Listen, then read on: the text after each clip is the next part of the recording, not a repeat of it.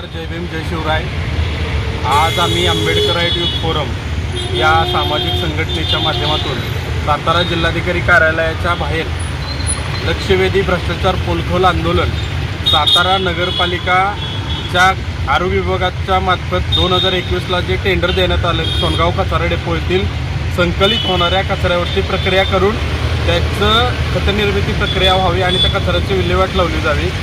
पण 2021 पासून ते आता 2026 आहे, मागच्या 4-4.5 वर्षामध्ये 5 वर्षाचं टेंडर देण्यात आलं। नुसते कचऱ्याचे ढीग लावले गेले, त्याच्यावरती कोणतीही प्रॉपर प्रक्रिया झाली नाही। कोट्यवधीच्या मशिनरी लावल्या गेल्या। एवढे मोठे महिन्याला जो कचरा संकलित होतोय त्याच्यावरती प्रक्रिया झालेली आहे असं दाखवून लाखो रुपयाची बिलं काढली गेली। ह्या सगळ्या गोष्टी सातारकरांच्या माथी मारल्या गेल्या सातारा नगरपालिका आरोग्य विभागाच्या माध्यमातून। ज्या टेंडरमधून जर उत्पन्नच काय होत नाही, निष्पन्नच काय होत नाही, तर मग बिलं कशाची काढली गेली। आणि आज जो काय मागच्या 8-10 दिवसामध्ये सोनगाव कचरा डेपोला कचऱ्याला आग लागली, ती आग विझवता आज नगरपालिकेला नाकेनऊ आल्या ना, कुठली प्रॉपर यंत्रणा तिथं अशी काही एखादी आपत्तीची गोष्ट घडली तर आग विझवण्यासाठी एवढे टँकर मागवले गेले तरी आग विझत नाही आहे। ती आग लावली गेली का लागली असे बरेच प्रश्न या निमित्तानं उपस्थित झालेले आहेत। लाखो रुपयाची बिलं काढल्यानंतर नुसते कचऱ्याचे ढीग दिसत आहेत, त्याच्यावर प्रक्रिया झाली नाही। आणि याच्या उपर आजूबाजूची गावं आहेत, त्या गावांना दुर्गंधीमुळं होणारा त्रास आणि आता कचऱ्याला लागलेल्या आगीमुळं धुराच्या माध्यमातून जे प्रदूषण झाले, कारण तिथं वेगवेगळा कचरा आहे आणि त्याच्यामुळं लोकांच्या आरोग्यावरती दुष्परिणाम होऊ शकतो, झालेले आहेत। सोनगाव असेल, जकातवाडी असेल, शेळकेवाडी असेल, शेंद्रे असेल, आजूबाजूच्या पंचक्रोशीत ह्याच्यामुळं खूप भयानक परिणाम झालेले आहेत। महाराष्ट्र प्रदूषण नियंत्रण मंडळ नेमकं काय करतं आहे, कुठल्या गांधारीच्या भूमिकेत आहे? माननीय जिल्हाधिकारी साहेबांना आम्ही 2 निवेदनं दिली।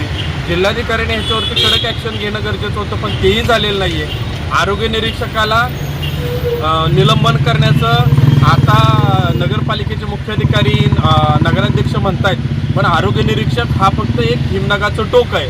आरोग्य निरीक्षकाच्या पुढं करून त्याच्या पाठीमागं जो काय भ्रष्टाचार झालेला आहे आणि ज्यांनी हे आर्थिक हितसंबंध ठेकेदारांबरोबर जोपासलेत त्याची सखोल चौकशी झाली पाहिजे। आणि लाखो रुपये सातारकरांच्या कराच्या माध्यमातून या टेंडरवाल्याला आणि ज्या काही संबंधित व्यक्तींना दिले गेलेले आहेत ते तात्काळ वसूल करण्यात यावेत आणि या बाबतची सखोल चौकशी निवृत्त न्यायमूर्तींच्या समितीमार्फत झाली पाहिजे।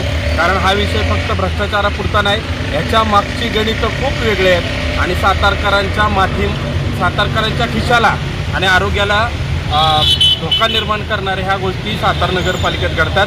याचा आम्ही पहिल्यांदा निषेध करतो आणि याची सखोल चौकशी झाली पाहिजे। जे दोषी आहेत संबंधित ठेकेदार संस्था अधिकारी आणि याच्यामध्ये प्रमुख लेखापाल, मुख्याधिकारी आणि आरोग्य निरीक्षक यांच्यावरती पण गुन्हा दाखल झाला पाहिजे। या मागणीला घेऊन आम्ही या 12 मुद्द्यांना घेऊन आज आंदोलनावर बसलोय।